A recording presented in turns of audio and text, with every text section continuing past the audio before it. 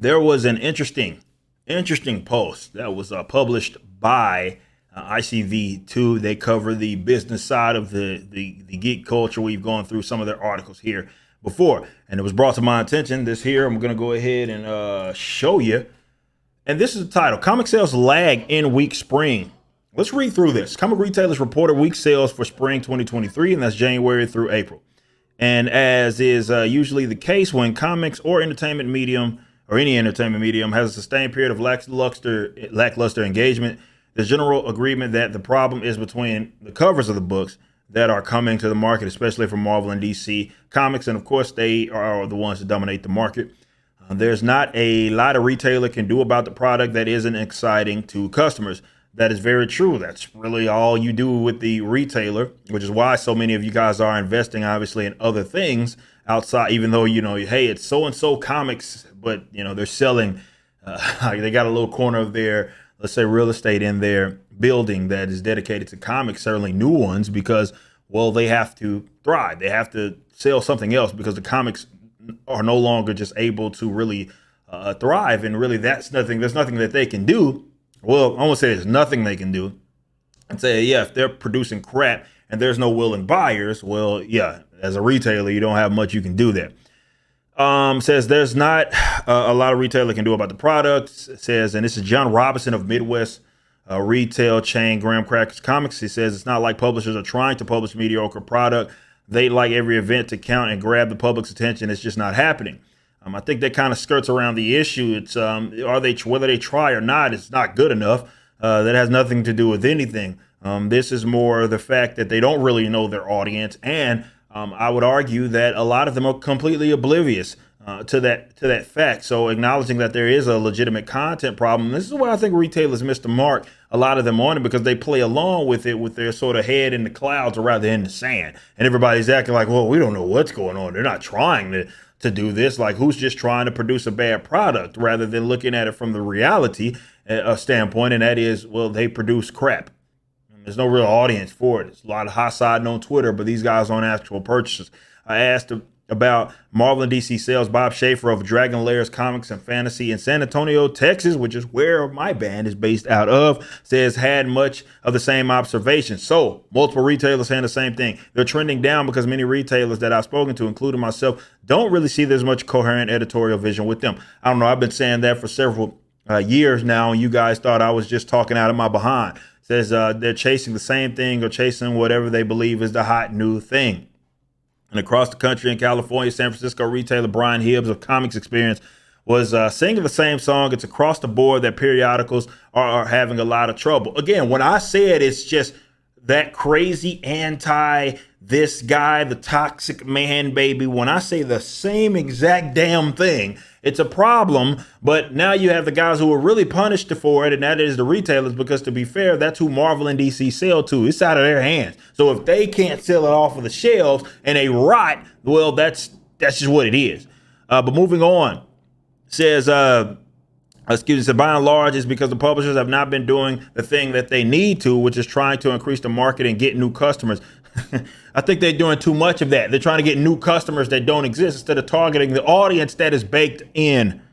That's where the foolishness is. They're just trying to maximize on the amount of money they're getting from the people who are already buying comics. See, this is what I'm talking about with retailers being completely detached. And this is why I can't feel that sorry for them, because they play along with the charade. It's like everybody identifies something that's a problem, but they talk around what the actual issue is, or rather what's the way to solve it. They talk around it so they completely miss the mark on it. And instead of acknowledging there is a fundamental content problem, it's not the issue that they're trying to maximize the audience that's already there. No, they're not even attempting to really target that audience. If you read this material, you see it. I even speak about what it is that I was specifically reading, and I would cover this stuff week to week. And I'm like, this is not for me. It's not. These are main titles that are not wrote for me in mind. So they're not getting, it's like, what is the actual audience? You're not going to capture the new guys because they don't actually read comics.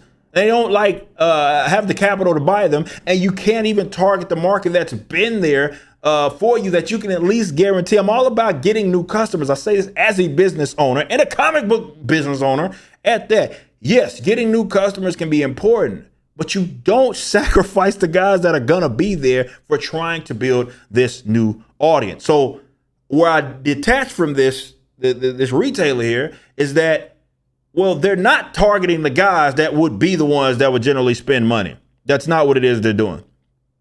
So I disagree with, they're just trying to maximize the amount of money they're getting from people who are already buying comics, which worked for a little, but then it stopped working because people can smell sincerity. And really, again, that's you, because retailers, who are you buying from? You're buying the distributor, technically was buying from the publisher. You're the customer. You're their customer. Y'all got to start looking at it like that. So when someone's setting you up for failure, I would imagine that the people that you, I don't want to say take gripe with, but if there is a true issue there, it's not with the customers for sure.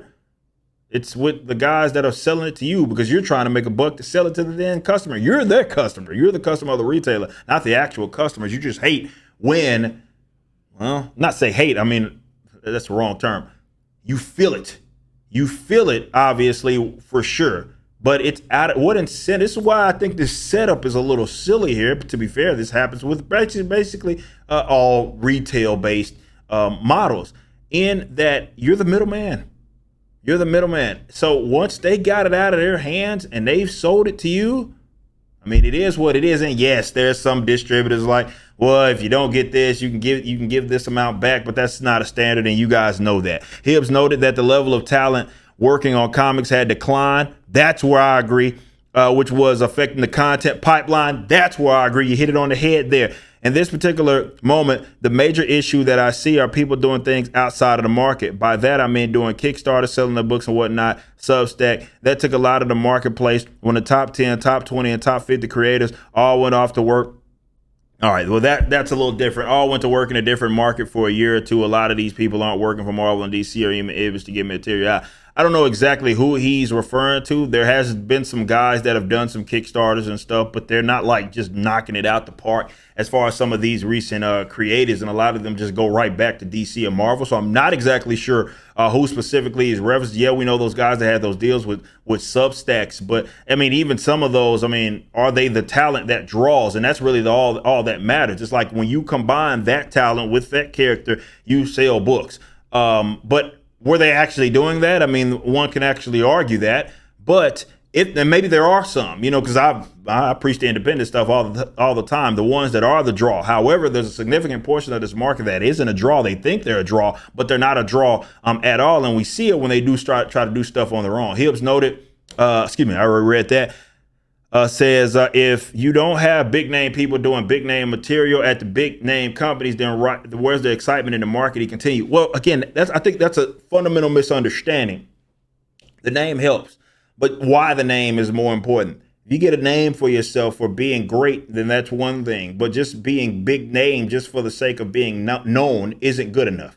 You still have to be able to present something it is that people want. I will say this, there are a lot of people that are outside of the market that have been around, outside of that mainstream now, that have been around for a while. They got blacklisted by the Marvel and DCs of the world. That could certainly turn around some of these characters because, well, they're knowledgeable on them, but that's not who gets the gigs over there now, because they push them away and they blacklisted them for political reason. Acknowledge that. Chuck, we don't know what to do with Punisher. We might even replace him. We're going to run him into the ground. Maybe there's some guys out there that I don't know did great Punisher runs in the past, could probably turn them around and get some enthusiasm behind them. Mike Barron, Chuck Dixon, they're still alive. Blacklisted though.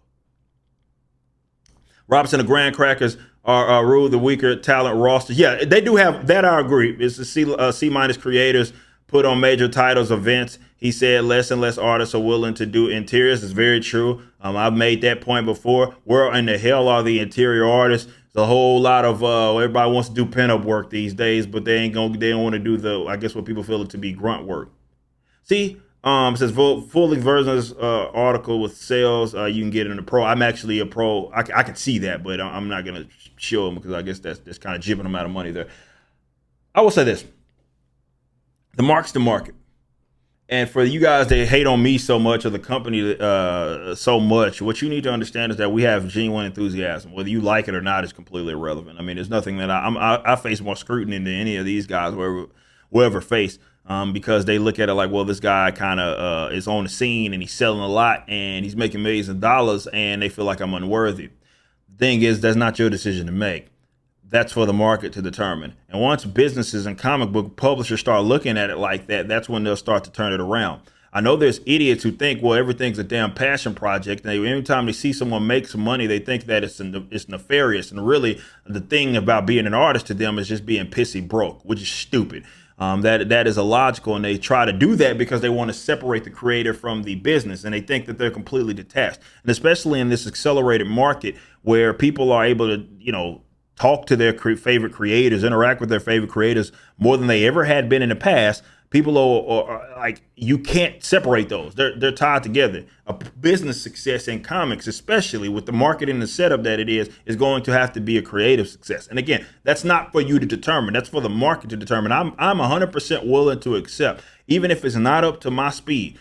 I am able to separate what I like or what I prefer versus what people are actually responding to in large. I can separate those two easily. So if I can be like, yeah, that's not up to speed for me, that doesn't mean a damn thing at the end of the day if people are buying into it. And that's the way business folk got to start looking at it, especially these commentators, retailers, hell, even folks and folks that sit up here and write these articles. Like, y'all can't force this, man. It's not as simple as make books just by names, having big names, or making the money just by having these guys who feel like they need to have all the creative freedom in the world to be on these projects just for the sake of being on them.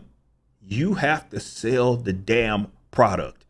And that's where these folks have utterly failed at. And they look at folks like myself and they think something nefarious is going on. Why? Because, well, for one, we don't think like them. And we're actually making profit out of a comic book business, which they don't do the same. So they think that the market is dictated by their beat when it's precisely the complete opposite. The market is the market. Whether you get with it or you get up out it doesn't matter. The market's going to dictate what it is that it likes.